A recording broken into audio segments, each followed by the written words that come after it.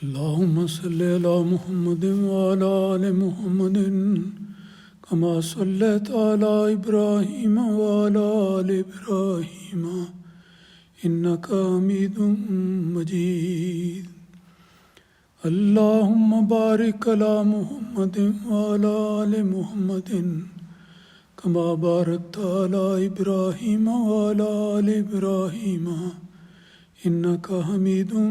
مجيد. آج کے درس حدیث کی ابتدا کرنے سے پہلے میں یہ ذکر کرنا چاہتا ہوں کہ ہمارے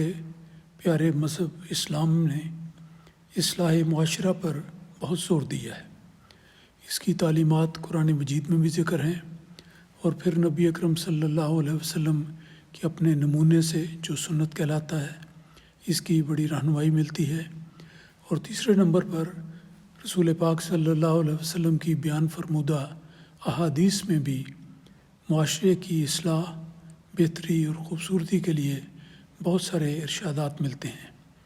جن میں سے چند ایک آج کے درس میں بیان کیے جائیں گے. پہلی حدیث آج کے درس کی یہ ہے کہ رسول پاک صلی اللہ علیہ وسلم نے ارشاد فرمایا کہ رضا رب فی رضا الولد و سخط الرب فی سخط الوالد. یہ حدیث ترمذی شریف سے لی گئی ہے، اور اس کا سادہ ترجمہ اس طرح پر ہے کہ اللہ تعالیٰ کی خوشنودی باپ کی خوشنودی میں ہے، اور اللہ تعالیٰ کی ناراضگی باپ کی ناراضگی میں ہے. یہ سمجھنا بالکل غلط ہوگا کہ یہ صرف یک طرفہ تعلیم دی گئی ہے، کہ گویا بچوں کو تلقین ہے کہ وہ ہمیشہ اپنے باپ کی خوشنودی کا خیال رکھیں اور کوشش کریں. اس سے بھی بڑھ کر والدین کو یہ حکم ہے کہ وہ اپنے بچوں کے ساتھ حسن سلوک کریں اور ان کی تربیت اچھی کریں، ان کی محبت ان کے دل میں ہو، ان کے ساتھ حسن سلوک کریں، اور ان کی بہتری اور خیرخواہی کے لیے جو کچھ ان کے لیے ممکن ہے وہ انہیں کرنا چاہیے. تو باپ کا فرض اپنی جگہ پر، لیکن اس کا ایک مرتبہ ہے جو اللہ تعالیٰ نے خاندان کے ماحول میں قائم کیا ہے، کہ بچوں کو چاہیے کہ اپنے والدین کی خوشنودی کو مد نظر رکھیں، ان کے نصائح کو توجہ سے سنیں، اس کو دل میں جگہ دیں، اس کے مطابق عمل کریں، اور ان باتوں کو اختیار کریں جو ان کے والدین کہیں، ماں ہو یا باپ ہو، اور ان باتوں سے بچیں جو ان کے والدین جن سے ان کو منع کریں. تو اس کا خلاصہ اسی طرح پر بنتا ہے کہ حدیث کے جیسے الفاظ ہیں کہ اللہ تعالیٰ کی خوشنودی باپ کی خوشنودی میں ہے. اگر کسی شخص کا باپ اس کے کاموں سے، اس کے فعل سے خوش ہوگا تو اللہ تعالیٰ بھی اس سے خوش ہوگا، کیونکہ جہاں باپ اپنی ذمہ داری ادا کرتے ہوئے اچھی باتوں کی تلقین کرے، اچھی باتوں کا نمونہ پیش کرے، اور بچے کو تلقین کرے کہ وہ اس کی پیروی کرے، تو اس صورت میں اللہ تعالیٰ کی خوشنودی حاصل ہوگی. اور اللہ تعالیٰ کی ناراضگی باپ کی ناراضگی میں ہے. اگر باپ صحیح عقیدے اور عمل والا ہے اور خود اس کی اپنی تربیت ہو چکی ہے، اگر وہ کسی بات پر اپنے بیٹے کے حوالے سے ناراض ہوتا ہے تو اللہ تعالیٰ کی ناراضگی باپ کی ناراضگی میں ہے. اگر باپ ناراض ہے تو خدا تعالیٰ بھی ناراض ہے. لیکن یہ ہرگز نہیں لینا چاہیے کہ باپ اپنے سلوک میں زیادتی کرے. وہ اسلام کے دائرے کے اندر ہے، اسلامی تعلیمات کا پابند ہے. رسول پاک صلی اللہ علیہ وسلم کی نصائح اور حدیث میں جو کچھ بھی بہت ساری باتیں بیان ہوئی ہیں، کچھ آئندہ کے درسوں میں بھی آئیں گی، ان سب کو مد نظر رکھتے ہوئے ہمیشہ سچے دل سے، حسن نیت سے، محبت اور پیار کے ساتھ بچوں کی پرورش کرے اور ان کی اصلاح کرنے کی کوشش کرتا رہے. یہ صورت ہوگی تو ناراضگی کا کوئی پہلو پیدا نہیں ہوگا، اور اس صورت میں اللہ تعالیٰ اس باپ سے بھی اور اس بچے سے بھی بہت خوش ہوگا جو نیکی کی تلقین کرے اور نیکی پر عمل کرنے والا. دوسری حدیث آج کے درس کی یہ ہے کہ فرمایا ہمارے پیارے آقا حضرت محمد مصطفیٰ صلی اللہ علیہ وسلم نے، یہ دوسری حدیث آج کے درس کی معاشرے کی اصلاح اور تربیت کے حوالے سے ہیں. حدیث کے الفاظ اس طرح پر ہیں کہ کل الذنوب یغفر اللہ منہا ما شاء الا حقوق الوالدین فإنہ یعجل لصاحبہ فی الحیات قبل الممات۔ تو اس حدیث کا اردو میں رواں ترجمہ اس طرح پر ہے کہ گناہوں میں سے اللہ تعالیٰ جو چاہتا ہے معاف کر دیتا ہے۔ مراد یہ ہے کہ انسان اس طرح پیدا کیا گیا ہے کہ بعض انسانوں میں کچھ خامیاں ہوتی ہیں، کچھ کمزوریاں ہوتی ہیں، کچھ انسان بھول جاتا ہے، کچھ غلطیاں کر لیتا ہے۔ تو اگر نادانی میں کوئی بات ہو جاتی ہے ایسی جو گناہ کے زمرے میں آتی ہے، اور پھر اللہ تعالیٰ وہ شخص اس بعد میں معافی مانگے اور اپنی اصلاح کرے، تو اللہ تعالیٰ اس صورت میں اس کے گناہ معاف کر دیتا ہے۔ تو پہلا فرمایا کہ گناہوں میں سے اللہ تعالیٰ جو چاہتا ہے وہ معاف کر دیتا ہے۔ یہ تو ایک عام طریق ہے کہ انسان سے غلطی ہو تو دنیا میں بھی کہا جاتا ہے بڑے لوگوں کو، افسروں کو، کہ بھئی کسی خادم سے ماتحت سے غلطی ہو جائے تو معاف کر دو۔ تو اللہ تعالیٰ تو غفور الرحیم ہے۔ سچے دل سے اگر کوئی شخص اپنی غلطی کی معافی طلب کرتا ہے تو اللہ تعالیٰ کی ذات غفور الرحیم ہے، وہ ایسے گناہوں کو بخش دیتی ہے، بشرطے کہ سچے دل سے انسان اپنے گناہوں سے تائب ہو۔ اس کا مطلب یہ ہوتا ہے کہ گناہ جو ہوا اس پر ندامت ہو اور اس کو چھوڑے، اور آئندہ کے لیے اچھی باتوں کو اختیار کرے، اور کبھی بھی اس سے کوئی گناہ سرزد نہ ہو، تو ان سے بچنے کی پوری سچائی کے ساتھ کوشش کیا جائے۔ تو فرمایا کہ عام گناہوں کے بارے میں تو یہ اصول اللہ تعالیٰ کا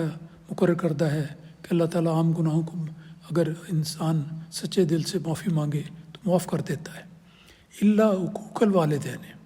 سوائے اس کے لیکن ماں باپ کی اگر کسی نے نافرمانی کی تو وہ معاف نہیں کی جاتی۔ تو مراد یہ ہے کہ والدین کی اطاعت کرنا محبت کے لحاظ سے، شفقت کے لحاظ سے، جہاں والدین کے فرائض ہیں وہاں بچوں کا بھی یہ فرض بنتا ہے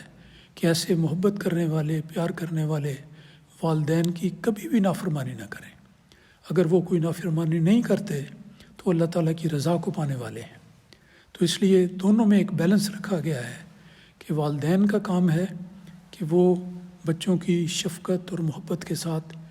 تربیت کریں۔ دیکھیں اسلامی تعلیم یہ ہے کہ والدین اپنے بچوں کو بھی عزت کے ساتھ مخاطب کیا کریں۔ تم کا لفظ کوئی عزت کا لفظ نہیں ہے، لیکن اگر چھوٹے بچوں کو بھی آپ کہہ کر پکارا جائے تو یہ بات ان کے دل میں جاگزیں ہو جائے گی، اور محبت کا ایک نئی کمپل کھل جائے گی کہ دیکھیں میرے والد نے مجھے آپ کہہ کر مخاطب کیا ہے، جو عام طور پر بڑا ادب کا لفظ ہے۔ تو اس لحاظ سے ادب کا طریق، محبت کا، پیار کا، یہ والدین کا فرض ہے۔ تو فرمایا اس حدیث میں اس طرف چلتے ہیں کہ گناہوں میں سے اللہ تعالیٰ جو چاہتا ہے معاف کر دیتا ہے، لیکن ماں باپ کی نافرمانی اللہ تعالیٰ معاف نہیں کرتا۔ یعنی جب تک خاص طور پر وہ انسان نادم نہ ہو، والدین اس کے لیے کوشش کریں، وہ ان کی باتیں مانیں، نیک اعمال کریں، آئندہ اصلاح کے وعدے کریں اور اس کی پابندی کریں، تو پھر اللہ تعالیٰ یہ باتیں بھی معاف کر دیتا ہے۔ تو لیکن ماں باپ کی نافرمانی معاف نہیں کرتا بالعموم، بلکہ اس کے مرتکب کو یہ بات سوچنے والی ہے اور یاد رکھنے والی ہے، بلکہ اس کے مرتکب کو، یعنی اس شخص کو جو ایسا والدین کی نافرمانی کا گناہ کرتا ہے، ایسے مرتکب کو اس کے مرنے سے پہلے ہی اسی زندگی میں جلد سزا دے دیتا ہے۔ یہ بڑا انذار ہے ان الفاظ میں جو رسول پاک صلی اللہ علیہ وسلم نے بیان فرمائے ہیں کہ آخرت کا معاملہ تو آخرت کا معاملہ ہے، وہاں جو جزا سزا ملتی ہے وہ الگ ہے، لیکن والدین کی نافرمانی کرنے والا اور پھر اس پر اصرار کرنے والا اور اپنے طرز عمل کوئی اصلاح نہ کرنے والا ایسا شخص ہے کہ جو اس قسم کی نافرمانی کا مرتکب ہوتا ہے، ارتکاب کرتا ہے، اس کے مرنے سے پہلے ہی اس زندگی میں جلد سزا دیا جاتا ہے۔ تو یہ ہر شخص کے لیے ایک انتظار ہے۔ اللہ تعالیٰ نے والدین کی دولت عطا کی ہے، تو بچوں کا فرض ہے، چھوٹوں کا، بڑوں کا، سب کا، کہ اپنے والدین کی باتوں کو بڑے عزت اور احترام سے سنیں، دل میں جگہ دیں، اس کے مطابق اطاعت کریں اور اللہ تعالیٰ کی خوشنودی کے وارث ہوں۔ اگلی حدیث اس طرح پر ہے کہ اس کے الفاظ یہ ہیں کہ حق و کبیر الاخوت علی صغیرہم حق الوالد علی ولدہ۔ یہ حدیث بھی بڑی قابل غور ہے کہ اس میں ایک ایسی بات کا ذکر کیا گیا ہے جو عام طور پر لوگوں کے علم میں نہیں ہوتی اور اس کا زیادہ تذکرہ سامنے نہیں آتا۔ حدیث کے الفاظ کے جو میں نے پڑھے ہیں، اس کا ترجمہ اس طرح پر ہے کہ بھائیوں میں سے بڑے بھائی کا چھوٹے بھائیوں پر ویسا ہی حق ہے